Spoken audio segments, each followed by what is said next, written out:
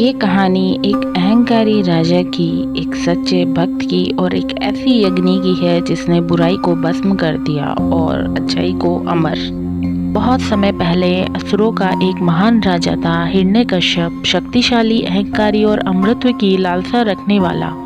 उसने अपने पूरे राज्य में एक आदेश जारी किया, कोई भी देवताओं की पूजा नहीं करेगा, केवल मैं ही ईश्वर हूँ। उसके अपने ही घर में उसके अपने ही पुत्र प्रहलाद ने इस आदेश को अस्वीकार कर दिया। प्रहलाद भगवान विष्णु का परम भक्त था। वह दिन रात उनकी भक्ति करता, उनके नाम का जाप करता। यह देखकर हिरण्यकश्यप क्रोधित हो उठा। कैसे मेरा ही पुत्र मेरी ही आज्ञा के विरुद्ध हो गया है। राजा ने अपने सैनिकों को बुलाया, मार दो इसे, उसने आदेश दिया। परंतु चमत्कार हुआ। जब भी प्रहलाद पर हमला किया गया, भगवान विष्णु स्वयं उसे बचाने आ गए।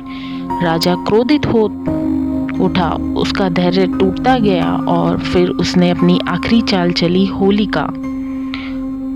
होलिका हिरण्यकश्यप की बहन थी, जिसे अग्नि से ना जलने का वरदान प्राप्त था।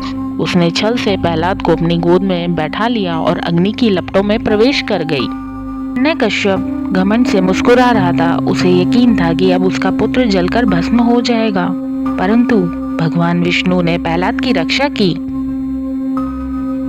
अग्नि ने होलिका को भस्म कर दिया, परंतु प्रहलाद को छू तक ना सकी। बुराई भस्म हो गई और सत्य की विजय हुई।